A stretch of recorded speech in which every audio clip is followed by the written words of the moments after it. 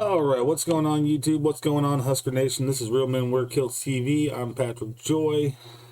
Nebraska, Northwestern. Nebraska 28, Northwestern 21. Nebraska is bowl eligible before November. We are now 3-2 in the Big Ten. Northwestern is 5-3 and 3-2 in the Big Ten. We're 6-2. Crazy game yesterday. Crazy game. But how does it feel to be bowl eligible and still have 4 games left to play? We don't have to worry about we're gonna make the bowl or we're gonna make the bowl. You know, it's done. We're going bowling this year. Now, whether that translates into what bowl game that translates into, we don't know yet. That depends on how we do the next 4 weeks. But with that win against Northwestern, especially how we won, I mean, it's looking good. Yeah, you look at my overall take. Nebraska didn't just survive against Northwestern. We did a lot more than that. We won. And officiating in that game is a huge storyline. It was inconsistent all game. Still, this was a must-win for Nebraska, and we found a way. There were momentum swings, sloppy stretches, and questionable calls made that made it a very ugly game, but we still won. And yes, there's a big elephant in the room: the officiating.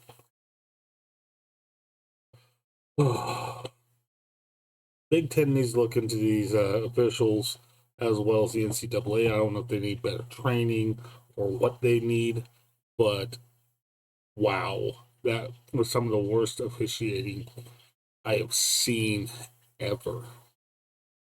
I don't know what to say about that. Like that was wow. Like, how can you do that bad? Let's get into it. Let's get into the officials, and then we'll start talking about the game a little bit more. So there are multiple calls against Nebraska and multiple calls against Northwestern that were extremely questionable at the very minimum. And let me preface this with one thing. The biggest thing I ask from an officiating crew is call it fair, call it down the middle. That's the only thing I ask of an officiating crew. Call it fair, call it down the middle. I don't care who's playing, who Nebraska is playing, whatever. Call it fair, call it down the middle. And let's face it, the refs did not do that. Now, granted, there were calls they missed against Nebraska. There were calls they missed against Northwestern. There were calls they made against Nebraska, and there were calls they made against Northwestern. They should have been called differently.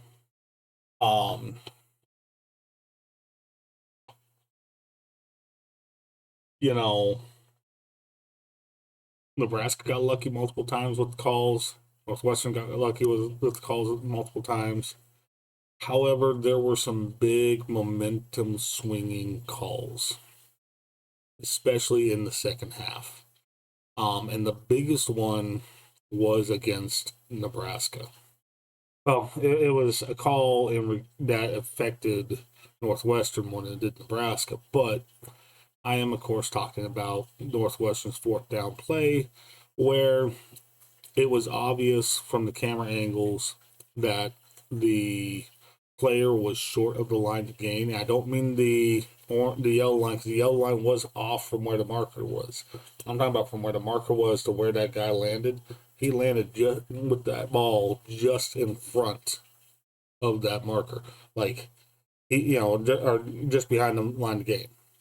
Just before the line of game, I should say. They the refs, of course, called that a first down, even though the ball did not go far enough. The player did not go far enough. The ball did not go far enough.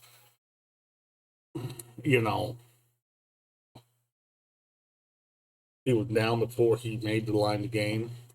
It was close. Don't get me wrong. It was close, but that was a huge huge mistake on the ref's part. And it led to a Northwestern touchdown. They shouldn't have gotten that touchdown. The score should have been Nebraska 28, Northwestern 14. But it changed the momentum and tightened the game up. And it frustrated, it frustrated players, it frustrated fans. I swear that's the first time I've ever heard Nebraska fans shouting or chanting, "Ref, you suck," that loudly. Loud enough that the TV cameras were picking it up. And, Nebraska fans, we're considered some of the best fans in college football. We are. We're always nice and courteous to the opposing team and their their fans. Yeah, we'll boo them and all that stuff, but we show them hospitality. And we see so it takes a lot for Husker fans to reach that level where they're actually telling the refs they suck. Like, to get to that point where we're openly hostile and whatnot. And by all account, from everything I saw and from everything I've heard since, the refs made a huge, nasty call there. But again, there were some times where they missed a call that worked in our favor. Right there at the end of the game, there was a call where we probably could have gotten called on one player, could have gotten called for holding and defensive pass interference. Luckily, we're all right on that. Now, they missed that one, so we got lucky there too. It's just one of those things where I want refs to call the game fair and down the middle. I don't know if these refs need more training, need to be fired, what was going on there, but I do expect the Big Ten and the NCAA to thoroughly investigate this, this crew, this crew here, because something's not right. And I mean, even the commentators for the game were talking about it too. It's not just me. It's not just Carricker. It's not just Connor Hayden. Everybody's talking about these refs and the inconsistency in their calling and the inconsistency and just the bad calls in general. I mean, it was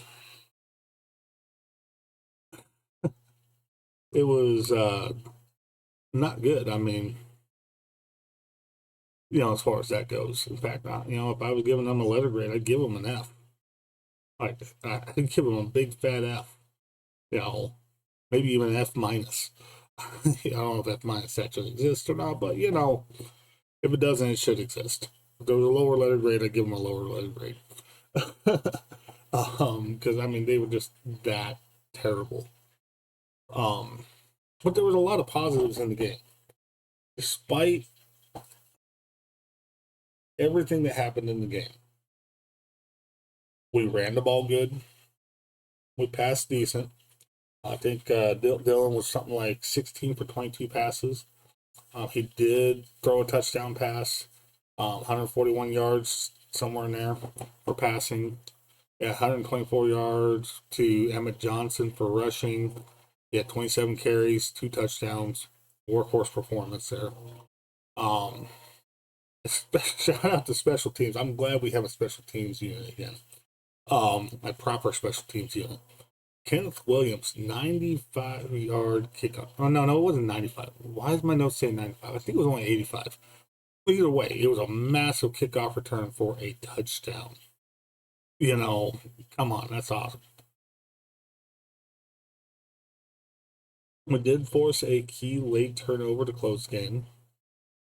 And the team showed composure late despite adversity. There's kind of a rough patch there in the middle. Especially with that, call from the refs, like it got kind of But, we started out strong. We fought hard the entire game despite adversity. You know, we're a team that's flawed. We really are.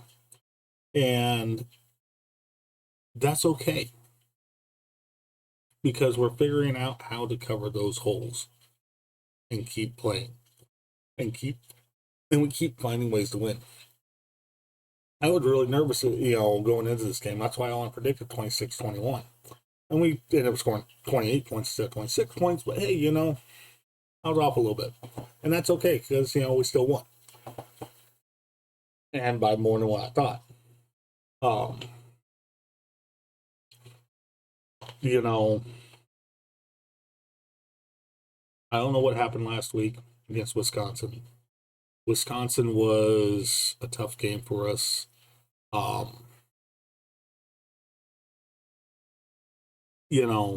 It was an embarrassing loss. But I said the players need to come out and play hungry. And I said that they need to play with a chip on their shoulder and they need to play aggressive. And that's what we came out and we did. Yes, there was still a little more, the play call was a little more conservative, especially in the third quarter. We were trying not to lose at that point, just because of the momentum shift. We have the ability to make big, like massive plays, explosive plays, and we didn't see a whole lot of that this game. But and the offensive line is still shaky, and the protection issues do persist. But it's a lot better than what happened against Wisconsin. Um, you know, it's one of those things where it's a crazy game. It really was. Um, there were highs, there were lows, there was everything in between. I mean, and by the way, if the officiating really got to you, if you're happy Nebraska still found a way to win and that we're bowl eligible before November, hit that like button, hit that share button, hit that subscribe button, make sure you click the little bell notification so you don't miss any more videos because I'm going to keep on rolling with this season. And I'm looking forward to the USC game. I think it's going to be a great game. It's going to be a blackout game. Should be something really cool to see. Um, I'm looking forward to it. I really am. Wish I could actually go to the game, but finances aren't going to allow for that. But yeah, like I said, the Huskers are going to do well this season. I felt like something special has been brewing in Lincoln, and we're starting to see the fruits of that. We're finding ways to win, which is a huge measurable improvement. It used to be snatching defeat from the jaws of victory. Now it's the opposite way around. We're snatching victory from the jaws of defeat, and we're fighting hard. We're playing hard. The team is doing good. There's a lot of good things I'm hearing out of Lincoln.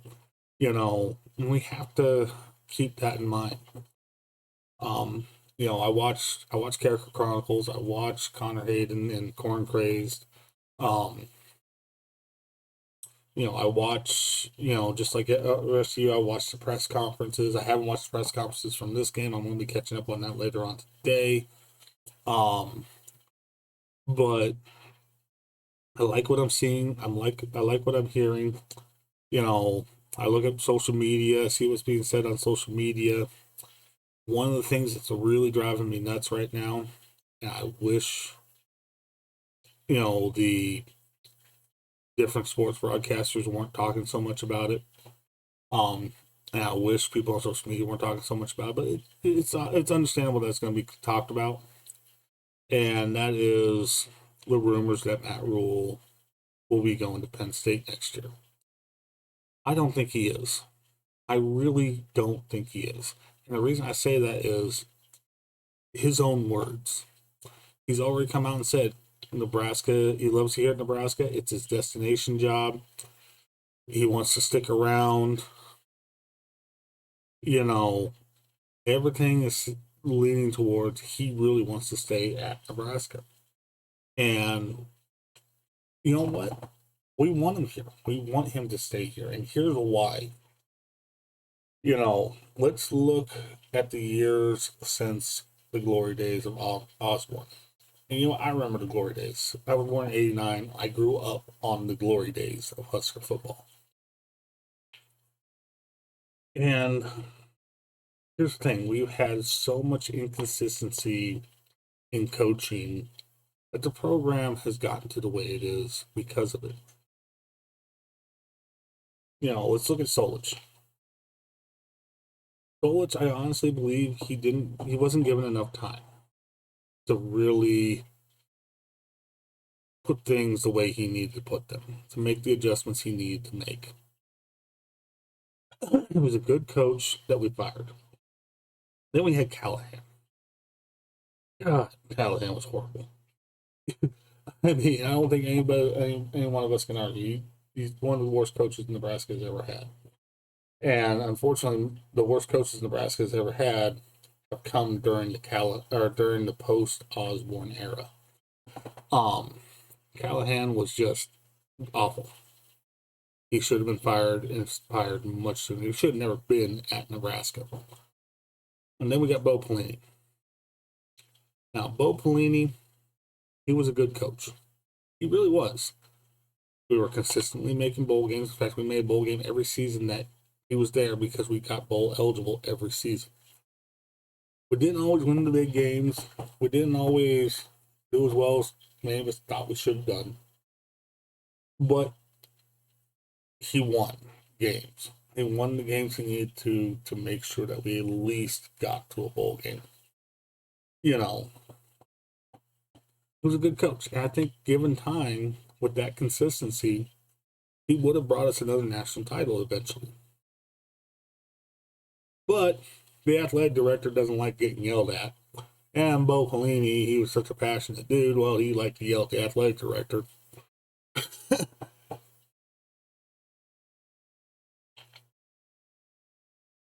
And the refs, and snub the media, and but you know what? He win games, and the players respected him. Then we had two in a row that were terrible. We had Riley. Riley should never come here. Riley should never been hired by Nebraska. Riley was the wrong fit, the wrong coach. He was, again, one of the three worst coaches Nebraska's ever had. And we fired him, of course. And then we made another mistake with coaching. We hired Frost. And yeah, Frost looked promising. I was all hyped up about him. Like, oh yeah, we got Frost coming back to Nebraska. Let's see how he does. And, doing the whole Frost warning thing and all that good stuff. He couldn't handle the pressure, though. He could not handle the pressure of Nebraska. And I'm not knocking him. In the right environment, he's a great coach. Nebraska just wasn't the right environment, nor was it the right job for him. He's back at UCL. I wish him the best of luck. But again, another mistake on Nebraska's part. And now we have Rule. And Matt Rule, he's a good coach. He's a builder. He's a program builder. And that's what he's doing. He's building the program. And I think as fans, we need to temper our expectations, especially those of us who remember the glory days. We remember going back-to-back national champions and that same 4-year stretch, winning a third national title in that same 4-year stretch. 3 out of 4 years we were national champions. I mean, that's unheard of in college football. It really is. Back-to-back champions is rare in college football. And that's one of the things that makes college football special. But, I mean, there's the FBS teams that have never won a title, never been in a championship match. Keep that in mind.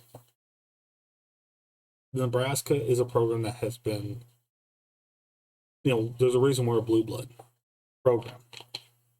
Now, granted, we've been a blue blood program in decline for a while, but now we're coming back to prominence.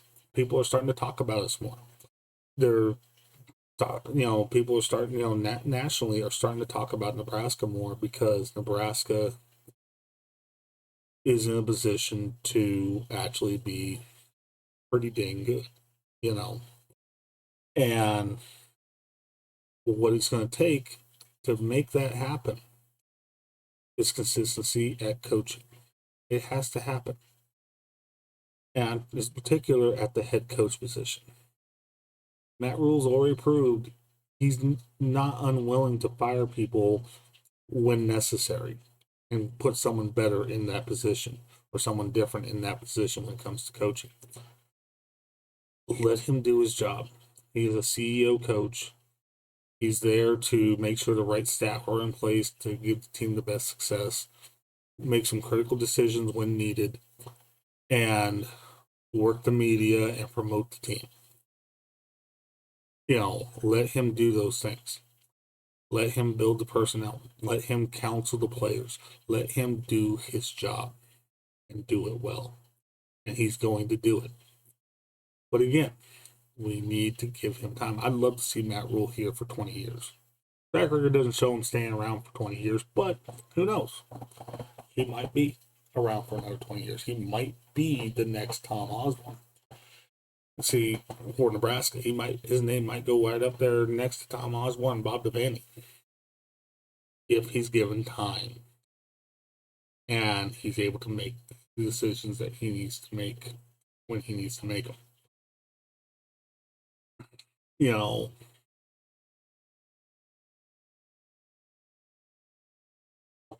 And yes, it's right now it's sloppy, and we are in the Big Ten. And here's the thing, and that's the other thing we need to work with our expectations is we're in the Big Ten. The Big Ten is arguably one of the two toughest conferences in the country. The other one being the SEC. And it's a conference where on any given Saturday during conference play, any team can beat any other team. It's that type of conference. So our expectations for now should be consistently making bowl games. And if we can consistently make bowl games, the next step from there is consistently making the top 25 and having top 25 finishes.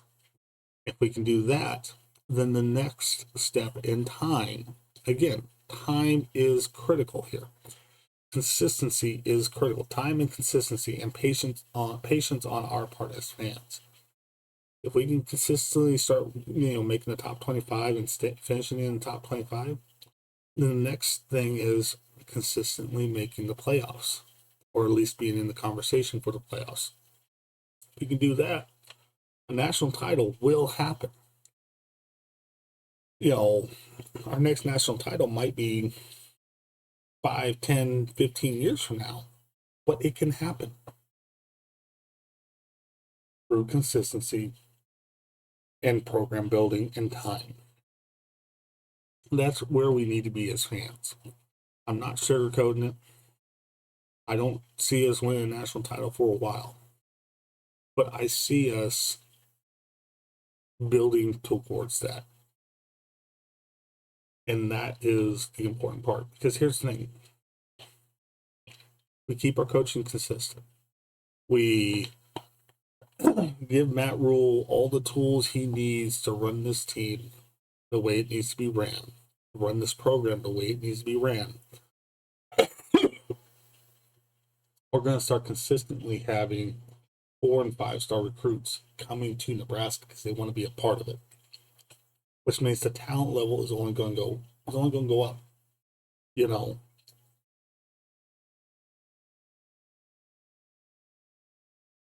And all of that is extremely important.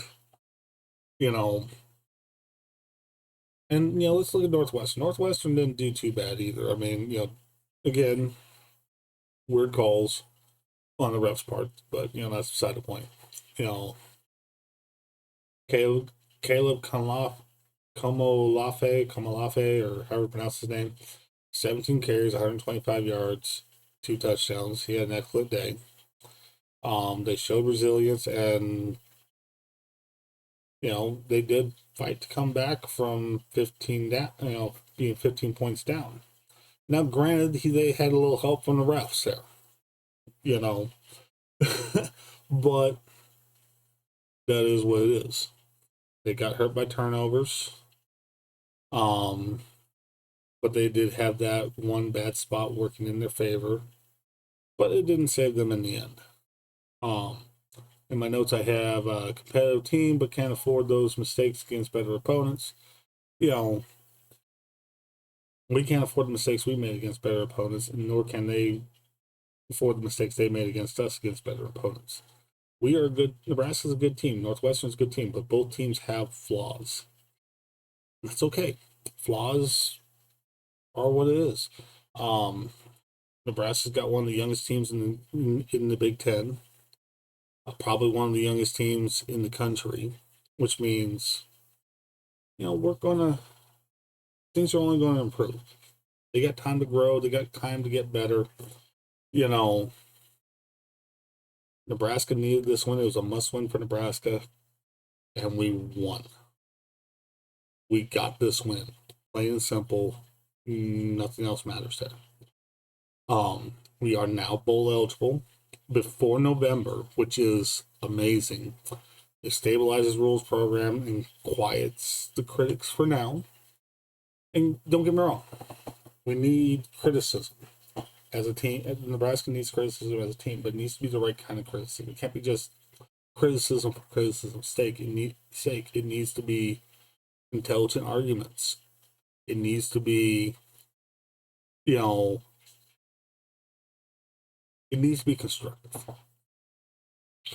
Nebraska's still showing issues that could cost them versus stronger opponents, if not fixed. But we're making the corrections. We're improving measurably. A lot of us fans, we're relieved, but we're still frustrated with the officiating and the execution lapses. It's true. The execution lapses are hurting us a little bit, but we're getting better. Nebraska and Northwestern both proved in this game that we're scrappy, but we're not yet complete. Overall grades, Nebraska overall, I give us a B. Northwestern overall, probably a B minus. Officiating, F. F. It's got to be an F. It was an unacceptable level of inconsistency there. We need our officials calling the games down the middle.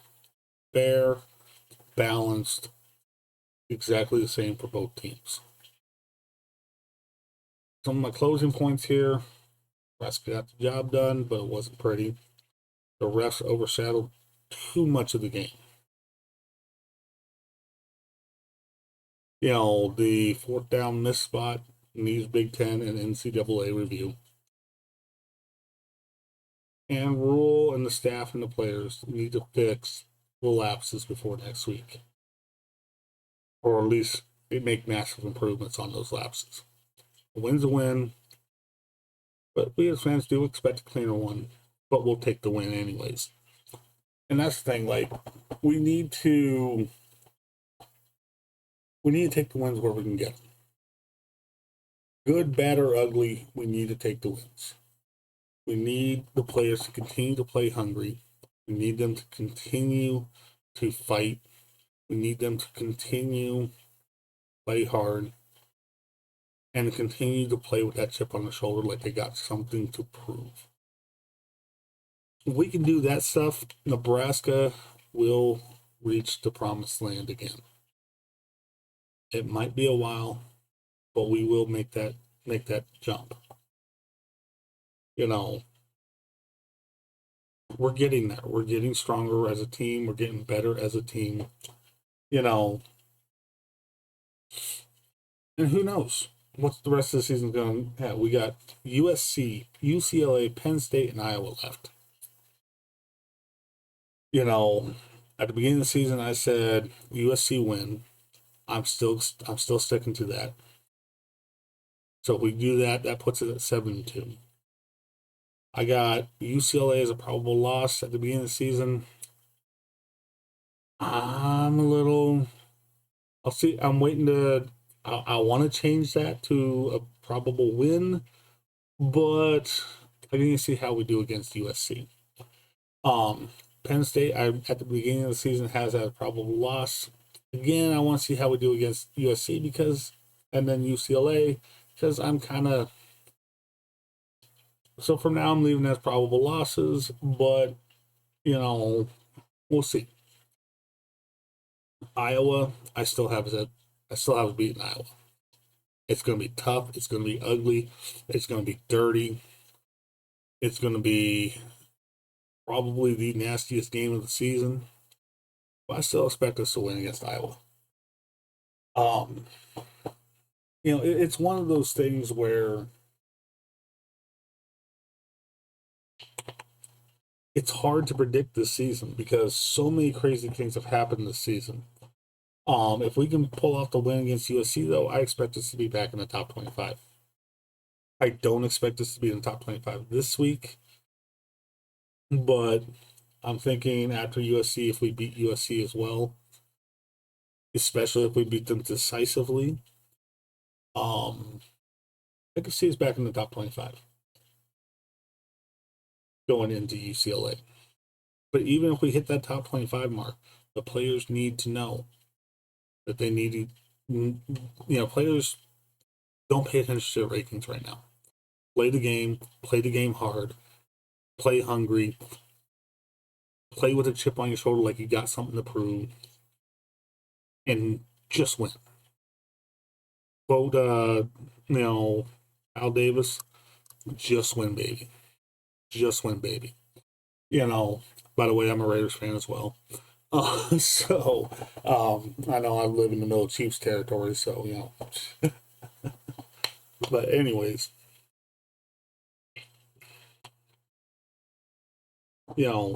as fans, we need to keep supporting this team. We need to keep fighting for this team. We need to keep our expectations realistic. You know, and it'll come. The victories will come. The championships will come in time. We need to be patient. And like I said, if you guys like this content, you love Nebraska, you want to hear a fan's perspective, hit that like button, hit that subscribe button, ring the little bell notification so you don't miss out on any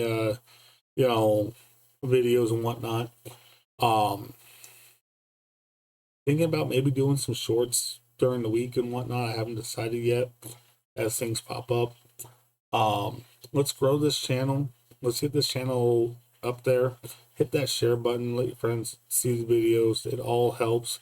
Comment down below what you think about how the team's doing right now, where you think the team is, your thoughts on anything I've covered in this video. Leave a comment. It all helps the algorithm. And I'll tell you what, if we can get enough subscribers on this channel, that I can actually do live streams on YouTube, here's what I'm going to do. For the bowl game this year, I will do a live stream on YouTube during the game. We will watch the game together. We will discuss the game together as it's happening. You can get my real-time thoughts, opinions, and ideas on the team. I'll get your real-time thoughts, opinions, and ideas on the team. Let's grow this channel. Let's get this channel built up. Let's turn this channel into something that is for the fans, by the fans.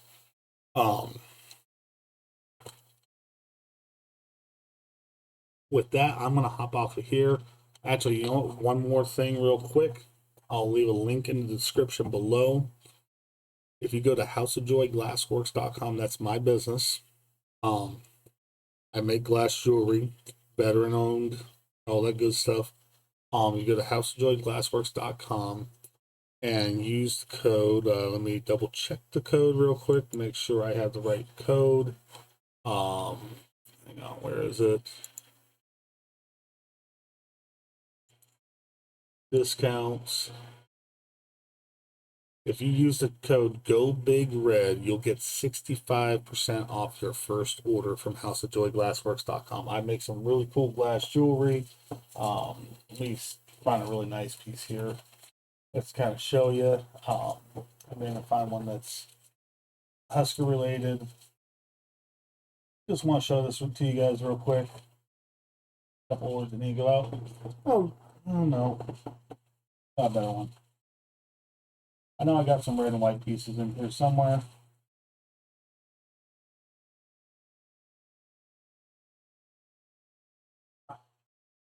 Oh, here's a cool piece. Now this is item number 30. It's got a little bit of black on it, but it's mostly red and white. So guys, if you got Christmas is around the corner, guys. Keep that in mind, Christmas is around the corner. And let me move this back here so I can see the camera. So if you want to, get your wife something pretty, for Christmas or something, these are all handmade right here in Nebraska. Here's one piece right here. This is available right now on the website. Isn't that just pretty? Got that red, it's got that white, it's got that clear glass. The chain is high quality stainless steel. The jump ring here, stainless steel. It's not going to turn skin green, nothing like that. It's not going to tarnish. It's not going to rust. I use high quality glass. There's some other examples here. You see here, get a little more classic design. Just kind of a classically designed geometric pendant. Look at that. Isn't that pretty? Like I said, I make all these by hand. I have a little kiln. I make them all in small batches. I got a bunch more inventory I'm getting ready to put on the website very, very soon. Like I said, use code GOBIGRED. You'll get 65% off your first order. Also, if you're religious, we got crosses too. We also got crosses. See? Isn't that pretty? And on top of the cross pendants, we also have pocket crosses. The little crosses, if you want something just, when you're having a hard day and you're religious and whatnot, you want to do something, you just need some reminder of your faith. Keep a little something like this in your pocket. You got all kinds of different colors. Here's a yellow one. Got this pretty green one here. Also got, I got this black and red one. Look at that stuff. Plus I'm going to be releasing some Chobachan pendants. Again, everything's made by hand, done right here in Nebraska. I try to get the order shipped out the next day. Now, the pocket crosses aren't on the website yet. They're going to be getting released on the website very, very soon. If you're in the Ravenna area, I have products in Sponda's Pharmacy, and very soon we'll have products in the comic shop in Ravenna as well. I need to go talk to them this week about that. So I'm going to be getting that done. Yeah. Also, the Archway Monument on I-80 in Kearney, Nebraska. Probably here in the next couple of months, I'm going to be getting stuff in there as well. So we're starting to build up, getting our stuff in retail locations as well as online. Like I said, if you use code GOBIGRED, you're going to get 65% off your order. I'm also up here probably somewhere around, I'm working on figuring out like a nice Black Friday deal, where I'm going to release a whole bunch of products right before Black Friday, like right at midnight, Thanksgiving evening. And that sale is going to run probably from Black Friday through Cyber Monday. So that's coming. Like I said, guys, Christmas is right around the corner. And if you're a married guy like me, or if you got a girlfriend or whatever, or you got a mom, sister, an aunt, something, you want to get them something pretty. I ain't gonna break the bank. Check our website out. Our prices are priced honestly. I could charge way more for this stuff, but my profit margins are big enough at the prices I'm at right now. So, and I don't want to, I'm not greedy about this either. I set my prices fair where I get a decent profit margin, but I'm not like, you know, gouging like some people would. Um, just check it out, guys. Like seriously, like you guys are gonna love the products. Your wife's gonna love the products. Your mom's gonna love the products. Your sister's gonna love the products. You got a little girl at home, a daughter, whatever. They're gonna love the ladies in your life are gonna love these products. Um, so check it out. With that, I'm gonna hop off of here. As always, God bless y'all. As always, go Big Red.